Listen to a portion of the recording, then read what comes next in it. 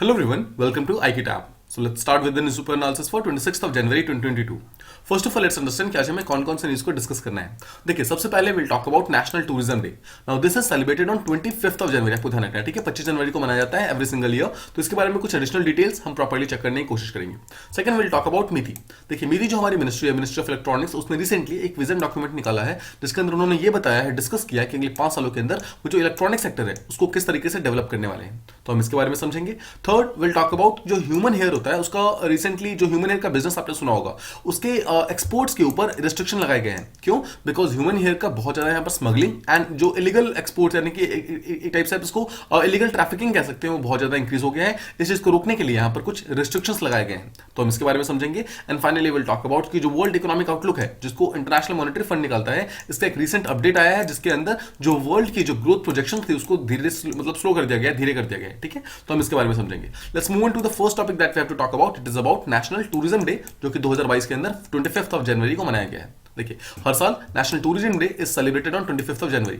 Main M क्या है इसका? मेन एम ये है कि हमें लोगों के अंदर एक अवेयरनेस फैलानी है ताकि उन्हें मालूम चल सके कि टूरिज्म हमारे कंट्री के लिए कितना इंपॉर्टेंट है और स्पेशली टूरिज्म सेक्टर से हमारी कंट्री को कितना ज्यादा ग्रोथ होता है, ठीक है। इसमें ग्रोथ के एस्पेक्ट्स कितने कितने हैं, इन सब चीजों के लिए एक अवेयरनेस फैलाना है। इसके अलावा the day also aims to एक स्प्रेड करना है हमें, ताकि जो टूरिज्म सेक्टर का जो इंपैक्ट है ना वो हमारी कंट्री के इकोनॉमिक डेवलपमेंट को और ज्यादा इंक्रीज कर सके। इस चीज के लिए भी टूरिज्म सेक्टर को मनाया जाता है, टूरिज्म डे को मनाया जाता है। इस साल का थीम क्या है? देखिए ये थीम वाले क्वेश्चन हमेशा बहुत इंपॉर्टेंट होते हैं। देखिए यूपीएससी तो नहीं पूछेगा ऐसे क्वेश्चंस, बट स्टेट पीसीएस अगर आप कोई भी दे रहे हैं तो वहां पर डायरेक्टली क्वेश्चन पूछा जा सकता है, या फिर कोई भी अगर आप कोई भी ऐसा एग्जाम अगर दे रहे हैं जो कि यूपीएससी कंडक्ट कराता है अपार्ट फ्रॉम सिविल सर्विसेज, उसके अंदर ये क्वेश्चन डायरेक्टली आ सकता है कि नेशनल टूरिज्म डे का थीम क्या था 2022 का। This was based on rural and community centric tourism. इसका मतलब क्या है? जो रूरल एरियाज और कम्युनिटी जो रूरल कम्युनिटीज है उन पर्टिकुलर एरियाज को ध्यान में रख के साल का टूरिज्म जो प्लान है उसको प्लान किया गया है। अब अगर हम टूरिज्म सेक्टर का थोड़ा बैकग्राउंड देखेंगे तो पहली बार जो टूरिज्म सेक्टर है उसको 1948 में इंडिया के अंदर स्टार्ट किया गया था, जिसके लिए एक टूरिज्म कमेटी बनाई गई थी 1948 के अंदर। उसके बाद क्या होता है, टूरिज्म को प्रमोट करने की कोशिश की इंडिया के अंदर और डिफरेंट जगहों को जो हमारे टूरिज्म से रिलेटेड जितने भी चीजें थी उन सबको काफी ज्यादा डेवलप किया गया, उनको टूरिज्म के लायक बनाया गया, ठीक है, डिफरेंट जो हमारे प्लेसेस थे। अब 10 साल तक जब ये टूरिज्म कमेटी रहती है तो काफी अच्छा काम करती है। उसके कारण 1958 के अंदर जो हमारी गवर्नमेंट थी उन्होंने ये डिसाइड किया कि टूरिज्म का एक पूरा सेपरेट डिपार्टमेंट बना देंगे, ठीक है। तो इसलिए उन्होंने एक सबसे पहले तो न्यू मिनिस्ट्री बनाई, that is called as ministry of tourism and communication, और इसी के अंदर एक टूरिज्म डिपार्टमेंट बना दिया 1958 के अंदर, ठीक है। तो आपको ध्यान रखना है जब 1947 में जब हमारा देश आजाद हुआ था उस टाइम एक्चुअली हमारे देश में कोई भी मिनिस्ट्री ऑफ टूरिज्म नहीं था। अराउंड 10 साल के बाद 1958 के अंदर हमारा फर्स्ट टूरिज्म मिनिस्ट्री बनता है, ठीक है। अब यहां पर एक टर्म आता है कि national tourism. What exactly is national tourism? देखिए नेशनल टूरिज्म जो होता है ये कंबाइंड वर्ड है जो दो डिफरेंट वर्ड्स को मिलाकर बनता है। The first word is domestic tourism and second word is outbound tourism, यानी कि domestic tourism plus outbound tourism they combinedly called as national tourism. तो पहले समझते हैं कि डोमेस्टिक टूरिज्म क्या होता है। देखिए डोमेस्टिक टूरिज्म का सीधा सा मतलब है कोई भी ऐसा टूरिज्म जो कि इंडिया के अंदर हो रहा है, ठीक है, नाम से पता चल रहा है। कोई भी ऐसा टूरिज्म जो कि इंडिया के अंदर हो रहा है उसे डोमेस्टिक टूरिज्म कह रहे हैं, भले ही वो हमारे खुद के रेसिडेंट्स हो या फिर कोई फॉरेनर्स अगर इंडिया के अंदर आके घूम रहे हैं, इंडिया के अंदर डिफरेंट जगहों पर आकर टूर कर रहे हैं, that is called as domestic tourism. And what is outbound tourism? Obviously इसका उल्टा हो गया। इसका मतलब क्या है? आउटबाउंड टूरिज्म का सीधा सा मतलब है कि अगर हमारे खुद के रेसिडेंट से हैं, अगर दूसरे कंट्री के अंदर जाके फॉरेन सॉइल के ऊपर जाकर वहां पे टूरिज्म करते हैं, वहां पे जाकर टूर करते हैं, that thing is called as outbound tourism. Now आपको ध्यान ये रखना है कि कोई भी अगर हमारे इंडिया के रेसिडेंट्स भी हैं, अगर वो किसी दूसरी कंट्री के अंदर जा रहे हैं टूर करने के लिए, फिर कहीं पे घूमने जा रहे हैं, that particular thing is also a part of national tourism and this is very important, ठीक है। यहां पर आपको कंफ्यूज करने की कोशिश किया जा सकता है किसी भी एग्जामिनर के द्वारा, जहां पर आपको बोला जाए कि domestic tourism is obviously a part of national tourism, but क्या आउटबाउंड टूरिज्म, यानी कि अगर हमारे कंट्री के लोग अगर बाहर यूएसए या फिर आईफल टावर पेरिस घूमने जा रहे हैं तो क्या वो हमारे नेशनल टूरिज्म का पार्ट है? Yes, it is a part of national tourism, ठीक है। आपको ध्यान रखना है यहां से, because this is a part of outbound tourism and outbound tourism जो है एक्चुअली नेशनल टूरिज्म का पार्ट होता है। नाउ इसका हल्का सा बेसिक देखते हैं कि टूरिज्म का फादर किसको बोला था। Who is known as the father of tourism? There is a person known as Thomas Cook. इनको फादर ऑफ टूरिज्म कहा जाता है। ये एक ब्रिटिशर हैं जिन्होंने टॉमस कुक एंड सन नाम की कंपनी बनाई थी, जो कि एक ट्रैवल एजेंसी थी, जो कि माना जाता है कि वर्ल्ड की फर्स्ट सबसे ज्यादा फेमस ट्रैवल एजेंसी थी, and that's why he is called as the inventor of modern tourism, ठीक है। बट ये आपके लिए उतना काम का नहीं है, इसको आप पूरी तरीके से स्किप कर सकते हैं। नाउ जो आपके काम का है, यहां से आपका डेटा स्टार्ट होता है, ठीक है। आपको ये चीजें हमेशा ध्यान रखनी है कि हमारे जो इंडिया के अंदर स्टेट टूरिज्म के अंदर सबसे ज्यादा टूरिज्म के स्टेट के अंदर होता है। At the top comes Maharashtra. Maharashtra के अंदर माना जाता है कि हर साल अराउंड 5 लाख से ज्यादा टूरिस्ट आते हैं, that's why Maharashtra is at the top. Second number पे आता है तमिलनाडु, थर्ड नंबर पे यूपी एंड फोर्थ पे दिल्ली, ठीक है। तो आपको याद रखना है MTUD, ठीक है, इट इज महाराष्ट्र, तमिलनाडु और then comes UP and then comes Delhi, ठीक है। तो महाराष्ट्र के अंदर अराउंड 5 लाख टूरिस्ट हर साल आते हैं। तमिलनाडु के अंदर इट इज 4 लाख, यूपी के अंदर it is around 3 lakh and Delhi के अंदर इट इज अराउंड 2 लाख। तो यहां पर आपको कंफ्यूज कैसे किया जाएगा? देखिए, आप जानते हैं कि जितने भी वर्ल्ड फेमस चीजें हैं वो ज्यादातर वहां पे दिल्ली के अंदर प्रेजेंट है। तो आपको डायरेक्टली एग्जामिनर दे सकता है, ये क्वेश्चन दे सकता है that Delhi is among the top 3 tourist destination in India, but it is not, ठीक है। ये 4th नंबर पे आता है दिल्ली, आपको ध्यान रखना है, ये एक्चुअली टॉप 3 के अंदर नहीं है। देखिए, ये बहुत ही छोटे छोटे पॉइंट्स आपको लग रहे होंगे, बट यहीं से एक बहुत ही सिंपल क्वेश्चंस बन सकते हैं, इसके अंदर आपको कभी मिस्टेक नहीं करना है, ठीक है। ये बहुत ही सिंपल क्वेश्चन है और these are low hanging fruits, जिसको हमें इजीली मतलब यहां से मार्क्स को फेच करना है। अब देखिए, वर्ल्ड लेवल पे एक इंडेक्स निकलता है, that is called as world travel and tourism council, एक टाइप की बॉडी है जो कि एक टाइप का इंडेक्स निकालती है, जिसने ये बोला है कि इंडिया के अंदर जो टूरिज्म सेक्टर है that actually generates around more than $220 billion revenue annually.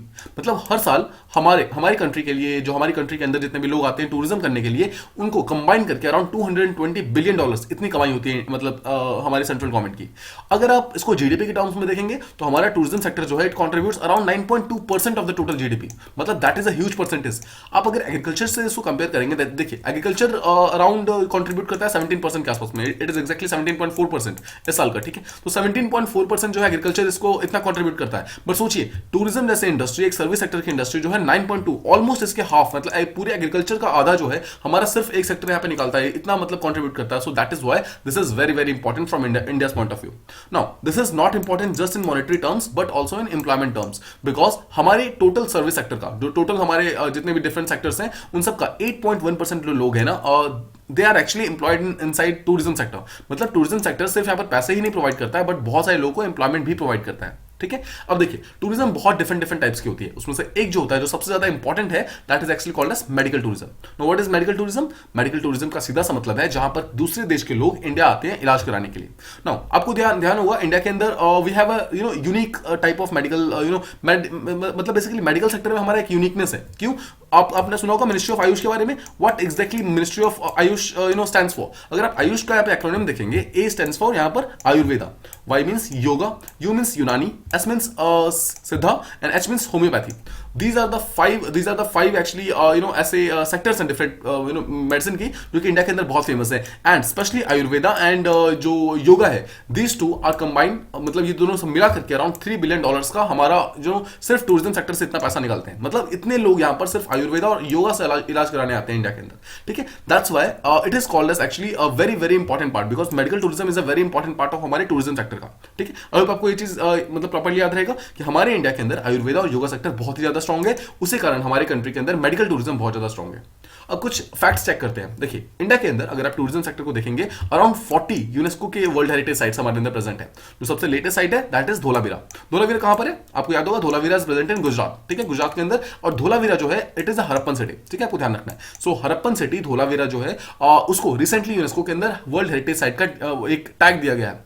The question comes, क्या धोलावीरा को रिसेंटली फाइंड आउट किया गया था? जी नहीं, ठीक है, ये रिसेंटली फाइंड आउट नहीं है। आपको याद होगा सबसे रिसेंट हरप्पन साइट कौन सा है जो कि पाया गया इंडिया के अंदर? That is called as Rakhigarhi, ठीक है, आपको ध्यान रखना है। Rakhigarhi that's a different site, और उसको अभी तक यूनेस्को का साइट नहीं मिला है, बट आपको ध्यान रखना है राखीगढ़ी जो है वो एक्चुअली वर्ल्ड का वो वर्ल्ड का जो हरप्पन जो सिविलाइजेशन है उसका सबसे लार्जेस्ट साइट है, ठीक है, आपको ध्यान रखना है। Rakhigarhi is the largest site of Harappan civilisation. Okay, अब सेकंड देखिए, कुछ यहाँ पर फैक्ट्स दिए हुए हैं। जो सिक्किम हमारा है that is fully organic state of India. इसका सिक्किम के अंदर 47% से ज्यादा जो लैंड है that is actually under forest cover. जो सिक्किम एज अ स्टेट ने क्या किया है, बहुत सारे डिफरेंट डिसीजंस लिए हैं, जिसके अंदर उन्होंने पेस्टिसाइड को पूरी तरीके से बैन कर दिया है, सिंथेटिक फर्टिलाइजर को उन्होंने पूरी तरीके से बैन कर दिया है, सिंगल यूज प्लास्टिक को बैन कर दिया है, यहां तक कि जो पैकेज ड्रिंकिंग वाटर के बॉटल्स हुआ करते थे इनको भी बैन कर दिया है। इसके कारण this is one of the most favourite tourism के लिए डेस्टिनेशन बन गया है, because this is a purely एक टाइप का ऑर्गेनिक स्टेट है, इसलिए बहुत सारे लोग यहाँ पर सिक्किम ज्यादा जाना चाहते हैं, स्पेशली विंटर्स के टाइम में यहाँ पर जाकर जो यहाँ पर बहुत सारे हिल स्टेशन भी है वहां पर जाकर एंजॉय करना चाहते हैं, because actually this is a area जो आपको पूरी तरीके से फर्टिलाइजर फ्री एरिया की तरह यहाँ पर इसको फेमस किया गया है, ठीक है ना। थर्ड जो हमारे यहाँ पे टूरिज्म के लिए बहुत इंपॉर्टेंट है, that is highest rail bridge India के अंदर, जो चेनाब ब्रिज है that is highest rail bridge. ये भी एक बहुत बड़ा टूरिज्म का अट्रैक्शन है। ये अराउंड 1000 मीटर्स ऊपर है। आपको याद होगा जो आईफल टावर है that is also around 900 metre के आसपास में है, और उससे भी अराउंड 35 मीटर से मतलब ज्यादा इसकी हाइट है हाईएस्ट रेल ब्रिज की, ठीक है। मतलब उतने हाइट पे हमने एक रेल ब्रिज बनाया हुआ है, and that is why it is one of the most important tourism मतलब डेस्टिनेशंस इन इंडिया।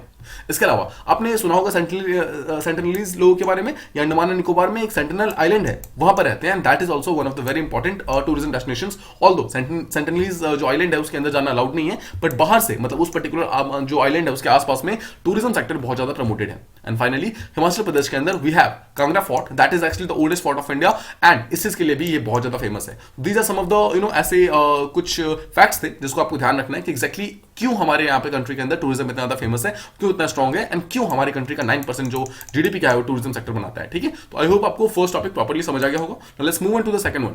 नाउ जो हमारा मिनिस्टर ऑफ जो इलेक्ट्रॉनिक्स है उसने रिसेंटली एक विजन डॉक्यूमेंट निकाला है, जिसके अंदर उन्होंने ये बोला है कि जो इलेक्ट्रॉनिक सेक्टर है उसको अगले 5 साल के अंदर किस तरीके से डेवलप करना है, ठीक है। इसी चीज के बारे में हम बात करने वाले हैं।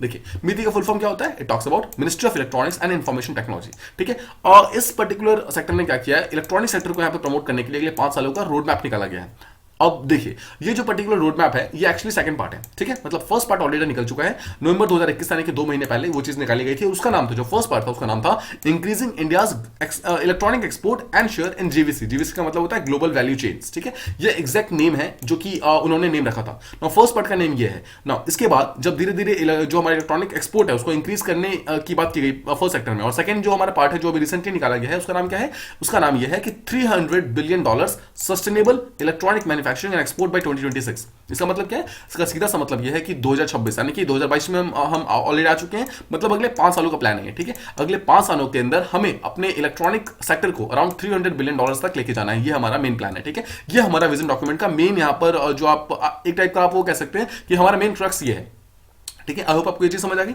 अब देखिए जो विजन डॉक्यूमेंट है वो डिफरेंट टाइप के वो बताता है कि हमें क्या क्या चीजें करने वाले हैं, क्या क्या चीजें नहीं करने वाले हैं। तो इसने एक्चुअली क्या किया, एक ग्रुप ऑफ सेक्टर्स का, इसने एक ग्रुप ऑफ प्रोडक्ट्स का नाम बताया है, जो कि उसने बताया कि ये प्रोडक्ट्स ऐसे प्रोडक्ट्स हैं जो कि अगले 5 सालों के अंदर हमें $300 बिलियन तक पहुंचने में हेल्प करेंगे। अगर आप करंट ट्रेड वैल्यू की बात करेंगे, देखिए करंटली जो हमारा इलेक्ट्रॉनिक सेक्टर है वो कितना ज्यादा ट्रेड करता है, कितना ट्रेड करता है, इट इज अराउंड $75 बिलियन, ठीक है। इतना ट्रेड अभी रिसेंटली करता है, मतलब फिलहाल करता है। इसको इंक्रीज करके अराउंड $300 बिलियन तक पहुंचाने की बात की गई। देखिए कुछ प्रोडक्ट्स को यहां पर चूज किया गया है। इन प्रोडक्ट्स में सबसे ज्यादा यहां पर इन्वेस्टमेंट किया जाएगा ताकि इन प्रोडक्ट्स को यहां पे मतलब ज्यादा से ज्यादा इसका मैन्युफैक्चरिंग होगी ताकि वर्ल्ड मार्केट के अंदर ये सब बहुत ज्यादा इंक्रीज हो सके। क्या क्या है, first is consumer electronics, daily basis की चीजें जो आप डेली बेसिस में यूज करते हैं, they are called as consumer electronics. इसके अलावा आईटी के हार्डवेयर, आपके कंप्यूटर के पार्ट्स, आपके फोन के पार्ट्स, राइट, ये सब चीजें होती है आईटी का hardware. Third is mobile phones, fourth is auto electronics, fifth is telecom के इक्विपमेंट्स यानी कि फोन से रिलेटेड, ठीक है। इसके अलावा हेयरेबल्स, जो हेयरेबल इलेक्ट्रॉनिक जो एक्सेसरीज होती हैं, आपने देखा होगा बहुत सारे लोग जो हेयरिंग एड यूज करते हैं। इसके अलावा कुछ वेरेबल इलेक्ट्रॉनिक एक्सेसरी होती है, जैसे आप स्मार्ट वॉच वगैरह पहनते हैं, वो सब, एलईडी लाइटिंग और इंडस्ट्रियल इलेक्ट्रॉनिक्स। ये वो 9 चीजें हैं जो एक्चुअली जिसको विजन डॉक्यूमेंट के अंदर इंक्लूड किया गया है। इन सब चीजों को यहां पर बहुत ज्यादा प्रमोट करना है, काफी ज्यादा इनको फास्ट इसका मैन्युफैक्चरिंग इंक्रीज करनी है। नाउ आपको 2-3 दिनों पहले याद होगा जब चाइना के ऊपर अभी हमारे इलेक्ट्रॉनिक सेक्टर के जो हम देखिए चाइना से हम बहुत सारे इलेक्ट्रॉनिक सेक्टर का चीजें को इंपोर्ट करते हैं, लेकिन धीरे धीरे हमने क्या किया है, अपने इलेक्ट्रॉनिक सेक्टर का हमने एक्सपोर्ट यहां पर इंक्रीज किया है। और इसी एक्सपोर्ट को इंक्रीज करने का जो मेन हमारा एजेंडा था ना, वो इसी चीज के कारण है, बिकॉज हम यहां पर $300 बिलियन का जो प्लान है हमारा उसको अचीव करना चाहते हैं, ठीक है। अगर आप इस पर्टिकुलर डॉक्यूमेंट को देखेंगे, उन्होंने ये उस डॉक्यूमेंट के अंदर ये लिखा हुआ है कि अगले 5 सालों के अंदर जो हमारा मोबाइल सेक्टर है उसको अराउंड 40% के आसपास में ग्रोथ कराना है, ठीक है। मतलब मोबाइल सेक्टर जो है वो अकेला कंट्रीब्यूट करेगा अराउंड 40% का टोटल जो जितना भी इलेक्ट्रॉनिक सेक्टर यहाँ पे ग्रो करेगा। देखिए ये जो टोटल आपने जितने भी आप सेक्टर्स देख रहे हैं इसके अंदर जो मोबाइल फोन वाला सेक्टर है वो 40% तक अकेला ग्रो करेगा। मतलब इतना ज्यादा वो इस पर्टिकुलर सेक्टर के ऊपर रिलाई करने वाले हैं। अगर आप इस मिनिस्टर की बात करेंगे, मीति की बात करेंगे, it also aims to increase the annual production. अब देखिए जो इलेक्ट्रॉनिक सेक्टर का जो एनुअल प्रोडक्शन है फिलहाल वो $30 बिलियन के आसपास में है, ठीक है। मतलब हर साल हम अराउंड $30 बिलियन का ट्रेड करते हैं हर साल, ठीक है। और इसको इंक्रीज करके अराउंड $100 बिलियन हर साल पे लेके जाना है, ठीक है। अब देखिए आप यहां पर कंफ्यूज मत होइएगा, बिकॉज ये $75 बिलियन ओवरऑल है। मतलब अभी तक हमारा जो टोटल मिला के ट्रेड होता है that is $75 billion electronic sector के अंदर, बट ये $30 बिलियन जो है वो एनुअल बेसिस पे बात किया था। मतलब हर साल हमें $30 बिलियन का इन्वेस्टमेंट हम अभी के टाइम में करते हैं। अब ये तो आप समझ गए, ये सब हो गई फर्स्ट डॉक्यूमेंट की बात है। अब देखिए जो सेकंड डॉक्यूमेंट जो रिसेंटली रिलीज हुआ है वो न्यू कस्टमर्स और न्यू मार्केट्स के ऊपर प्रॉपर्ली डील करता है, उसके ऊपर फोकस करता है। वो बताता है कि कैसे जो हमारा इलेक्ट्रॉनिक का मैन्युफैक्चरिंग सेक्टर है वो किस तरीके से एक मेजर रोल प्ले कर सकता है हमारे ग्लोबल वैल्यू चेन के अंदर, हमारे जो हमारा इलेक्ट्रॉनिक सेक्टर है उसको इंप्रूव करने में। तो इस चीज के अंदर बोला गया है कि टोटल दो फैक्टर्स है, दो फैक्टर जो है हमें इस चीज में हेल्प करने वाले हैं। First is growth and diversification of global value chain. देखिए माना जा रहा है कि कोविड के कारण जितने भी यहाँ पर स्लो डाउन आई है ग्लोबल लेवल पे, वो जैसे धीरे धीरे कोविड का मतलब जो वैल्यू है कम होगा, जैसे जैसे कोविड का डर जो है कम होगा, वैसे वैसे डिमांड यहाँ पर इंक्रीज होगी।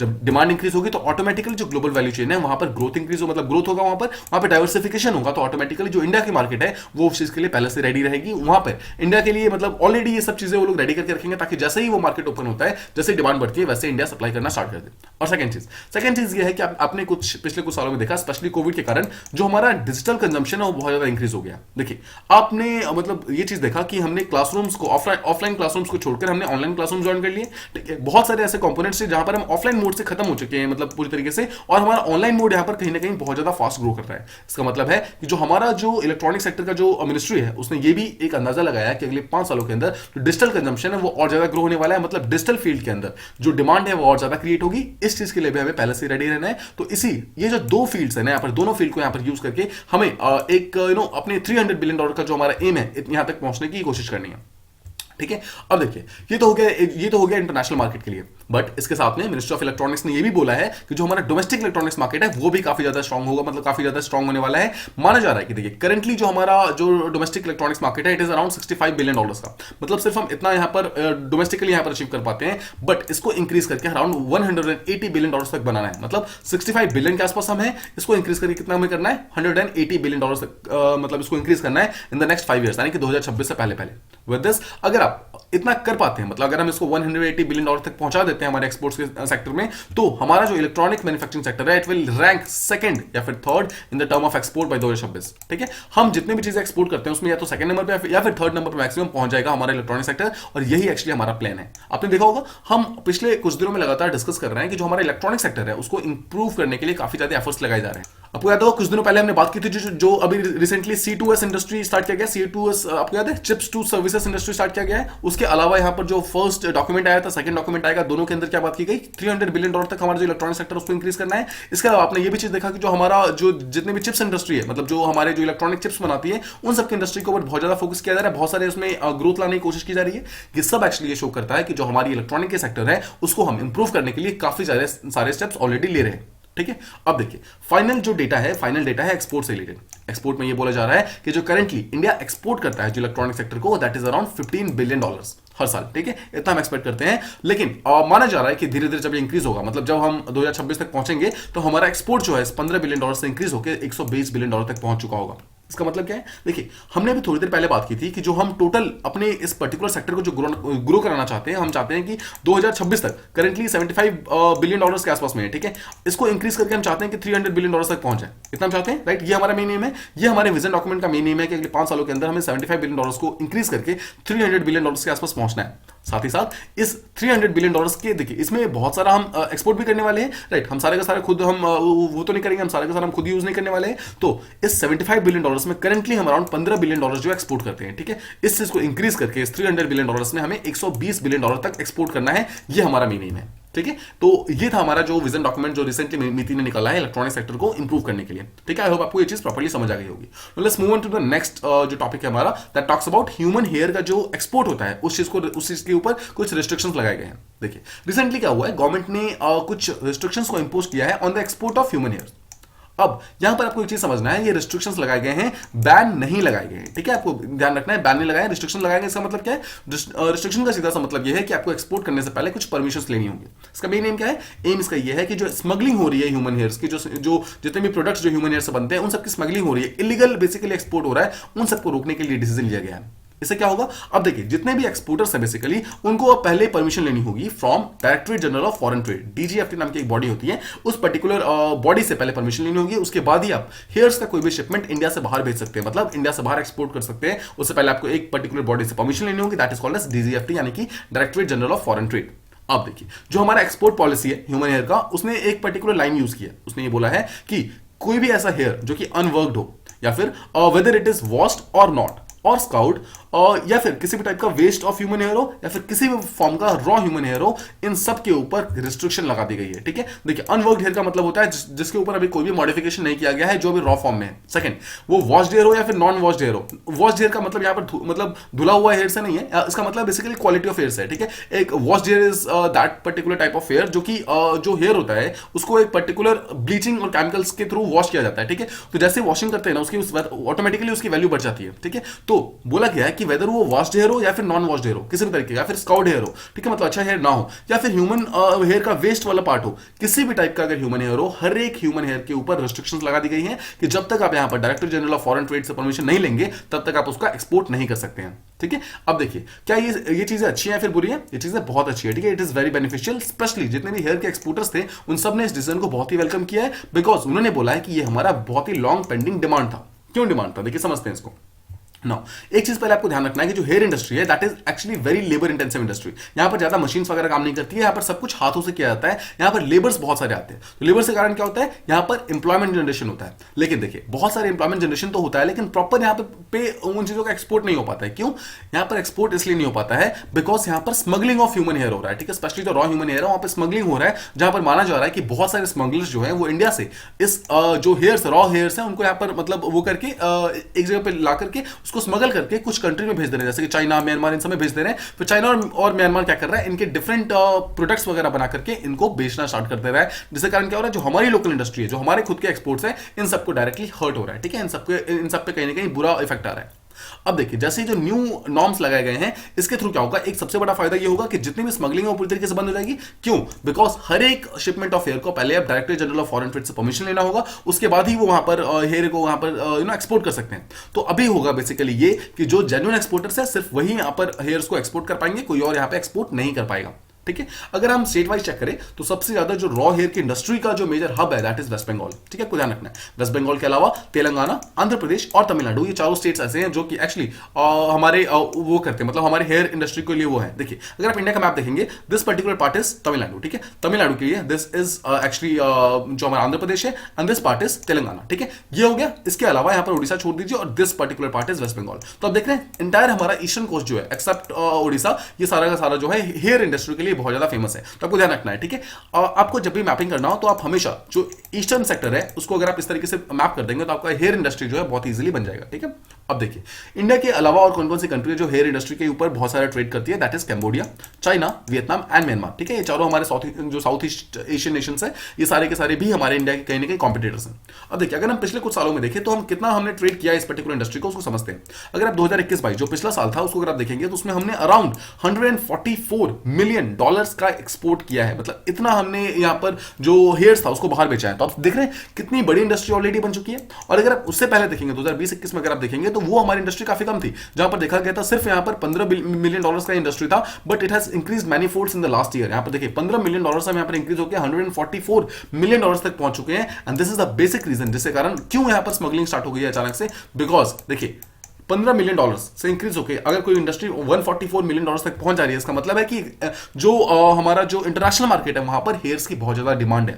ठीक है, क्या बनता है हेयर से अभी हम चेक करेंगे। बेसिकली विग्स बनते हैं, ठीक है, जो नकली बाल होते हैं वो बनते हैं। बट यहां पर आप देख रहे हैं कि $15 बिलियन जो मिलियन है उससे इंक्रीज होकर $144 मिलियन पहुंच गया सिर्फ एक साल के अंदर। इसका मतलब क्या है कि इंटरनेशनल मार्केट के अंदर जो रॉ हेयर है उसकी डिमांड बहुत ज्यादा है। ठीक है, अब देखिए इंडिया के अंदर जो रॉ ह्यूमन हेयर है वो एग्जैक्टली कहां से कलेक्ट किया जाता है। दो मेन सोर्सेस हैं। फर्स्ट इज हाउस होल्ड्स, जो घरों में जो बहुत लेडीज होती हैं, जो बच्चे होते हैं, इनके जो बाल जो झड़ते हैं तो वो लोग बाल को एक जगह पर कलेक्ट करके रख देते हैं और उसके बाद फिर जो भी कोई पर्सन वगैरह आते हैं उनको बेच देते हैं। ठीक है, तो that is actually a very important source. And second is temples. Temples में आपने देखा होगा बहुत सारे लोग ऐसे होते हैं जो कि एक्चुअली जो कोई ना कोई विश मांगते हैं भगवान के सामने, और अगर वो पूरी हो जाती है तो अपने बाल भेंट दे देते हैं, राइट, मतलब एक टाइप के अपनी मन्नत पूरी होने की खुशी में बाल मतलब दे देते हैं। तो इन सब सारे बालों का यहाँ पर कहीं ना कहीं बिजनेस हो रहा है। ठीक है, आप भले अपने आस्था से करते हैं, आप अपने रिलीजन फेथ के कारण करते हैं, बट द पॉइंट इज कि टेम्पल्स में वो सारे के सारे बाल जो है टेम्पल से खरीद लिए जाते हैं, उनको कलेक्ट करके वहां पर ग्लोबल मार्केट के अंदर यूज किया जाता है। ठीक है, इसको आपको बहुत ही ध्यान से समझना है। देखिए यहां पर आपको एक बहुत ही इंपॉर्टेंट मिल सकता है, एक बहुत ही इंपॉर्टेंट पॉइंट मिल सकता है कि फेथ। ठीक है, फेथ का मतलब क्या होता है, फेथ का मतलब होता है विश्वास। ठीक है, बट विश्वास एंड एक टाइप का ब्लाइंड फेथ, फेथ यानी कि विश्वास एंड ब्लाइंड फेथ यानी कि अंधविश्वास। तो फेथ और ब्लाइंड फेथ के बीच में अगर आपको एक परफेक्ट एग्जांपल चाहिए, that is actually this particular thing, यानी कि रॉ ह्यूमन हेयर। ठीक है। ह्यूमन हेयर का यहाँ पर व्यापार होता है टेंपल्स के अंदर, जो ह्यूमन हेयर एक्चुअली आप अपने आस्था एंड श्रद्धा से उन टेंपल्स के अंदर भेंट करके आते हैं। देखिए समझते हैं इसको, ये सारी की सारी चीजें जो है ब्यूटी मार्केट, जो ग्लोबल ब्यूटी मार्केट होती है, उन सब के अंदर यूज किया जाता है। और अगर इंडिया के अंदर देखेंगे आप, तो इंडिया के अंदर बेसिकली दो टाइप के हेयर्स होते हैं। First is called as remy hair and second is called as non remy hair. देखिए रेमी हेयर आपको ध्यान रखना है, remy hair is always the best grade of hair, और जो नॉन रेमी हेयर होता है ये सेकंड बेस्ट होता है, मतलब ये अच्छी क्वालिटी का हेयर नहीं होता है बेसिकली। ठीक है, अगर आप रेमी हेयर को समझेंगे तो रेमी हेयर बेसिकली टेंपल्स में पाया जाता है। टेंपल्स में जो पिलग्रिम्स होते हैं, जो अपने बालों को डोनेट कर देते हैं बिकॉज ऑफ देयर रिलीजियस वाव, वो सारे के सारे बाल यहाँ पे इकट्ठे करके रखे जाते हैं and later on it is either donated और इधर it is sold by the temple to different businessman. ठीक है, अब इन सारे के सारे जो रेमी हेयर के जो मतलब बाल होते हैं, जो अच्छी क्वालिटी के बाल होते हैं, उनको यूज किया जाता है to make different type of wigs and different kind of hair pieces. ठीक है, इन सब चीजों को यूज किया जाता है।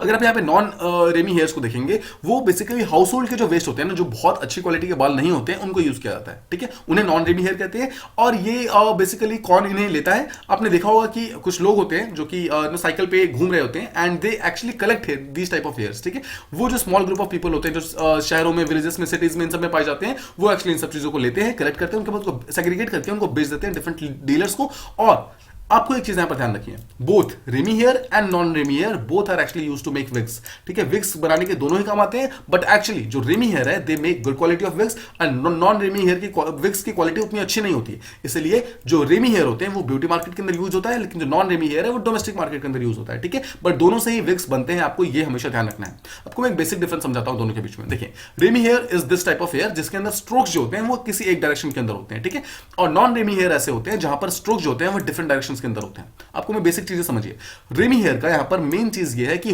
नॉर्मली वो सिंगल सोर्स से मतलब कलेक्ट किया जाता है। इसका मतलब क्या है, एक पर्सन के सारे हेयर्स को एक जगह पर रखा जाता है, सेकंड पर्सन के सारे हेयर्स को एक जगह पर रखा जाता है। इसका मतलब क्या है, एक क्वालिटी ऑफ हेयर दूसरी क्वालिटी ऑफ हेयर के साथ यहां पर इंटरमिक्स नहीं होते हैं। ठीक है, इसी कारण यहां पे बालों की क्वालिटी कॉम्प्रोमाइज नहीं होती है। सेकंड चीज, जो बालों के क्यूटिकल्स होते हैं, क्यूटिकल्स का मतलब होता है जो स्ट्रोक्स होते हैं हेयर के अंदर, वो इंटैक्ट रहते हैं, अलाइंड रहते हैं और एक डायरेक्शन के अंदर रहते हैं रेमी हेयर के अंदर। ठीक है, ये मेन चीज है। अब यहां पर एक चीज जो देखा गया है जो नॉन रेमी हेयर के अंदर है, सबसे पहली बात तो ये मल्टीपल सोर्सेस के होते हैं। इसका मतलब है डिफरेंट लोगों के जो बाल होते हैं वो यहां पर इंटरमिक्स होते हैं, जिसके कारण बालों की क्वालिटी यहां पर काफी ज्यादा डिक्रीज हो जाती है। अब धीरे धीरे इसे प्रोसेसिंग की जाती है, इसे रॉ फॉर्म से प्रोसेस फॉर्म में चेंज किया जाता है through using some chemicals and all. ठीक है, अगर रॉ फॉर्म में देखेंगे तो जो क्यूटिकल्स होते हैं ना वो इंटैक्ट तो होते हैं, but they flow in opposite direction. This is the main thing. ठीक है, ये मेन डिफरेंस होता है रेमी हेयर और नॉन रेमी हेयर के बीच में। अब देखिए, रेमी हेयर का यहां पर एक चीज और होता है, जो रेमी हेयर होता है उसका बिल्कुल अगर आप एंड वाला पार्ट देखेंगे वहां पर टेपरिंग बिल्कुल मतलब बराबर होती है। देखिए, टेपरिंग का मतलब है जो स्ट्रोकिंग है, देखिए इस तरीके से स्ट्रोकिंग यहां पर बराबर है, बट आप नॉन रेमी देखिए एक तो यहां पर इस तरीके से और एक ऊपर से नीचे है। ठीक है, इसका मतलब बेसिकली ये है कि जो क्यूटिकल्स है ना रेमी हेयर में बिल्कुल सेम होते हैं, नॉन रेमी हेयर के अंदर सेम नहीं होते हैं। इन सबको यहां पर सेग्रीगेट किया जाता है और उसके बाद रेमी हेयर को अच्छी क्वालिटी ऑफ विग्स बनाने के लिए यूज किया जाता है, और नॉन रेमी हेयर को या तो डिस्पोज कर देते हैं या फिर इनको उतनी अच्छी क्वालिटी ऑफ विग्स बनाने के लिए यूज नहीं किया जाता है। ठीक है, तो ये हम समझ के रेमी और नॉन रेमी हेयर के बीच का डिफरेंस, और ये हम समझे बेसिकली एक्सपोर्ट किस तरीके से हेयर्स का होता है। आई होप आप ये पर्टिकुलर चीज प्रॉपर्ली समझ गए होंगे। Now let's move on to the last topic that we talk about. It is about जो वर्ल्ड इकोनॉमिक आउटलुक का जो रिसेंटली अपडेट आया है, this is release by international monetary fund. ठीक है, तो आपको एक चीज को ध्यान रखना है, पहली बात तो जो वर्ल्ड इकोनॉमिक आउटलुक है उसे निकालता कौन है, इसे आईएमएफ निकालता है। अब देखिए, आईएमएफ ने रिसेंटली जो अपडेट है वर्ल्ड इकोनॉमिक, हमारा जो वर्ल्ड इकोनॉमिक आउटलुक का, उसको रिसेंटली रिलीज किया है, जिसके तहत ये बोला गया है जो ग्लोबल लेवल का जो इकोनॉमिक ग्रोथ है वो डिक्रीज होने वाला है by half a percentage point. इसका मतलब क्या है, पहले ये रिलीज किया गया था कि जो हमारा ग्रोथ होने वाला है ग्लोबल लेवल का, दैट विल बी अराउंड 5.9% 2021 के अंदर, बट इसको डिक्रीज करके अभी बोला गया है कि 2022 के अंदर हमारा जो ग्रोथ है दैट विल बी ओनली 4.4%, मतलब यहां से अराउंड आधा परसेंट यहां पर कम कर दिया गया, रिड्यूस कर दिया गया। और इसके बाद अगले साल अगर आप देखेंगे 2023 का बोला गया है कि वहां पर ग्रोथ जो है और ज्यादा स्लो हो जाएगी, 3.8% के आसपास हो जाएगी। ठीक है, तो आप देख रहे हैं अगले 3 सालों तक लगातार जो ग्रोथ है वो कम होने वाली है। ठीक है, पहले ये पर्टिकुलर जो ग्रोथ परसेंटेज था 5.9%, ये 6.4% के आसपास में था। ठीक है, जो मतलब वर्ल्ड इकोनॉमिक जो वर्ल्ड इकोनॉमिक आउटलुक है उसके तहत ये बोला गया था कि जो वर्ल्ड हमारा है वो 6.4% के स्पीड से ग्रो करने वाला है, बट रिसेंटली इसको चेंज करके बोला गया कि लेकिन हम सिर्फ 5.9% पे ग्रो करेंगे। अगले साल का बोला गया कि हम 4.4% पे ग्रो करेंगे, और उसके अगले साल हम बोला गया 3.8% पे ग्रो करेंगे। इसका मतलब क्या है कि लगातार हमारी ग्लोबल इकोनॉमी धीरे धीरे डाउन की तरफ जाने वाली है। ठीक है, अगर आप इंडिया का प्रोजेक्शन देखेंगे, इंडिया का अगर आप देखेंगे, देखिए अक्टूबर 2000 के अंदर भी इसका जो फर्स्ट जो डेटा आया था उसमें ये बोला गया था कि हम इंडिया जो है 9.5% की स्पीड से ग्रो करने वाला है 2022 के अंदर में। ठीक है, 2021-22 के अंदर में ग्रो करने वाला है, बट इसको फिलहाल चेंज कर दिया गया है, बोला गया है कि हम सिर्फ 9% पे ग्रो करने वाले हैं। जो 0.5% का जो ग्रोथ था उसको कटेल कर दिया गया है इंडिया से भी।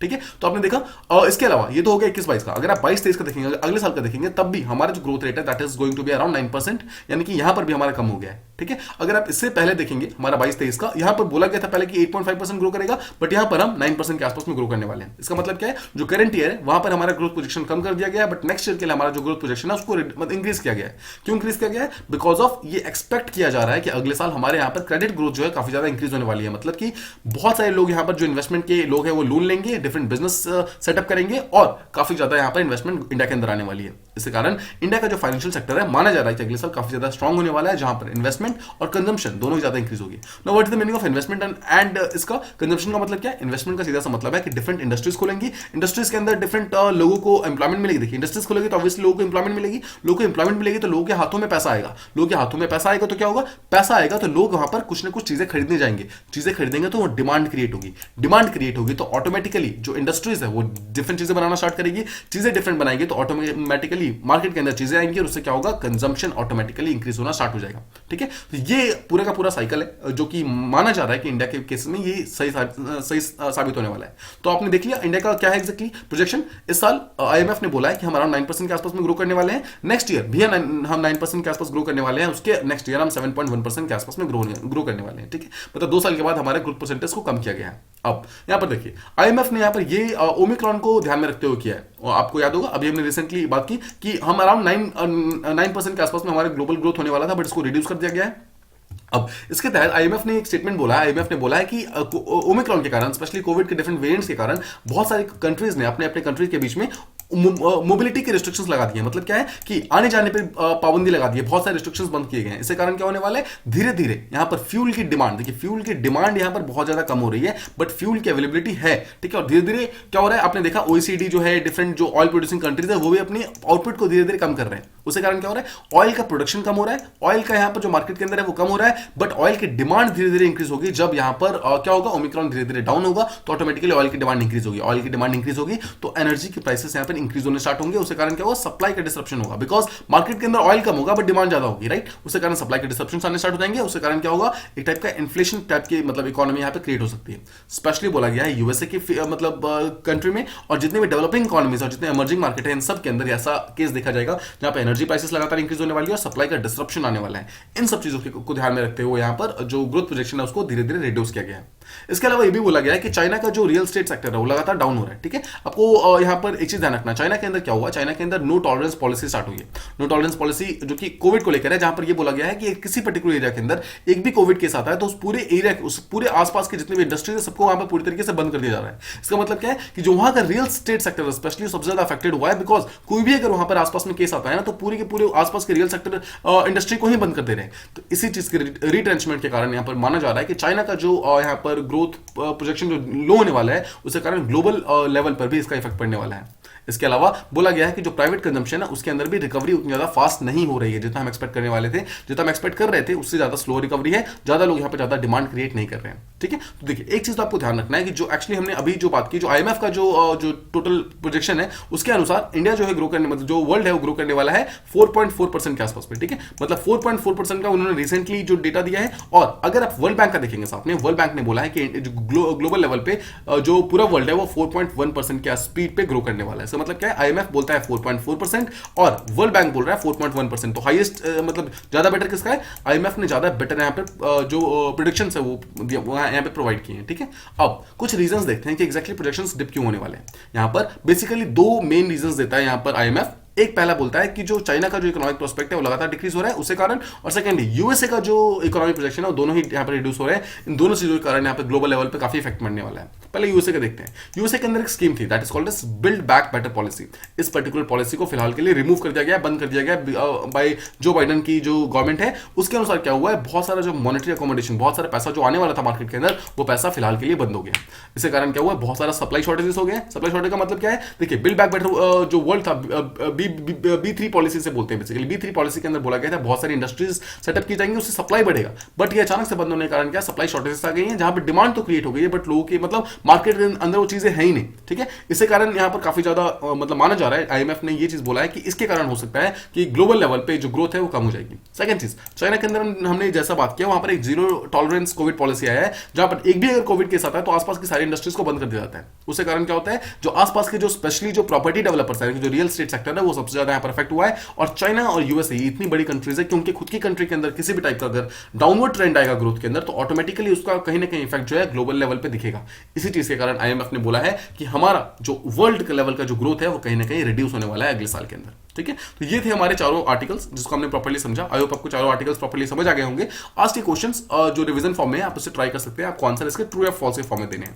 The first question is that the theme of tourism day 2022 is to focus on sustainable tourism. Second question is the latest Indian site to be included in UNESCO world heritage site is the Harappan site located in Gujarat. The third question is that the current Indian annual production of electronic sector is around $75 billion. Fourth question, mobile sector is expected to contribute more than 1/3 of the electronic sector growth in the next 5 years. Next question, both REMI and non-REMI hairs are used to make wigs. And the final question is that IMF has projected better world economic growth as compared to World Bank for 2022. इसका answer आपको true या false के form में देने हैं। और let's see जो कल के क्वेश्चन थे उसे हम रिवाइज कर लेते हैं कि एक्जैक्टली क्या क्या आंसर थे उनके। The first question was that the last time airlines was used to visit India from Pakistan for religious tourism was in 1947। Yes, this is very true statement, आपको याद होना चाहिए। 1947 में जो दंगे हुए थे उससे पहले जो हम लास्ट टाइम गए थे और इंडिया से पाकिस्तान एक प्लेन गया था, उसके बाद अभी तक कोई भी प्लेन नहीं गया है। अब देखिए सेकंड क्वेश्चन वाज कि 1947 protocol exchange agreement allows the pilgrims from India and Pakistan to visit each others countries. देखिए ये स्टेटमेंट गलत है, बिकॉज इट इज नॉट 1947 का प्रोटोकॉल, इट इज 1974 का प्रोटोकॉल, ठीक है। 1947 के अंदर कोई प्रोटोकॉल साइन नहीं हुआ था, 1974 के अंदर ये चीज साइन हुई थी। Okay, so third question, world bank has agreed to provide loan to west Bengal government to promote education in the state. क्या ये सिर्फ एजुकेशन के लिए था? जी नहीं, ये गलत स्टेटमेंट है। एजुकेशन का वहां पे सिर्फ एक नाम नहीं लिया हुआ था, वहां पे अराउंड 400 स्कीम्स ऐसी हैं, उन सारे स्कीम्स को यहाँ पे प्रमोट करने के लिए पैसों को यूज किया जा रहा है, ठीक है। Next question was that graduates who are willing to establish custom hiring centres will be provided agriculture drones for free. क्या यहाँ पर फ्री ऑफ कॉस्ट की बात की गई थी? नहीं, यहाँ पर जो ग्रेजुएट्स हैं उनको आधे दाम पे मिलेगा, यानी कि अराउंड 40% यहाँ पर उनको ऑफ मिल जाएगा, ठीक है। 40% यानी कि 50% तक उनको ऑफ मिल जाएगा। तो ये स्टेटमेंट यहाँ पे गलत हो गया, यानी कि फ्री ऑफ कॉस्ट बिल्कुल भी नहीं मिल रहा है उनको। Next question is India is the largest consumer of spices in the world. क्या मसालों का सबसे बड़ी कंज्यूमर हम हैं? जी हाँ, बिल्कुल सही स्टेटमेंट है। We are the largest consumer, we are the largest producer and we are the largest exporter. तो आपको इस चीज में बिल्कुल भी कंफ्यूज नहीं होना है, ठीक है। तीनों चीज में हम लार्जेस्ट हैं। The last question is that Lakshadweep island in India is a part of historical spices island. जी नहीं, ये गलत स्टेटमेंट है। हिस्टोरिकल स्पाइसेस आइलैंड कहां पर है? They are present in Indonesia. Indonesia के अंदर एक टाइप के islands they are called as मकालू आइलैंड्स, ठीक है। मकालू आइलैंड आपको ध्यान रखना, मकालू islands are the actually place who are called as spices island. India का जो लक्षद्वीप आइलैंड है वो स्पाइसेस आइलैंड नहीं है, but India in comparison is called as spice bowl of the world, ठीक है। क्यों बोला जाता है? Because in every state at least 2 spices जो इंडिया के अंदर ग्रो होते हैं, ठीक है, because of different climate conditions. तो ये था हमारा आज का डिस्कशन। आई होप आपको सारे टॉपिक्स एंड सारे क्वेश्चंस प्रॉपर्ली समझ आ गए होंगे। और if you like the video please do like, share and subscribe and thank you so much for listening.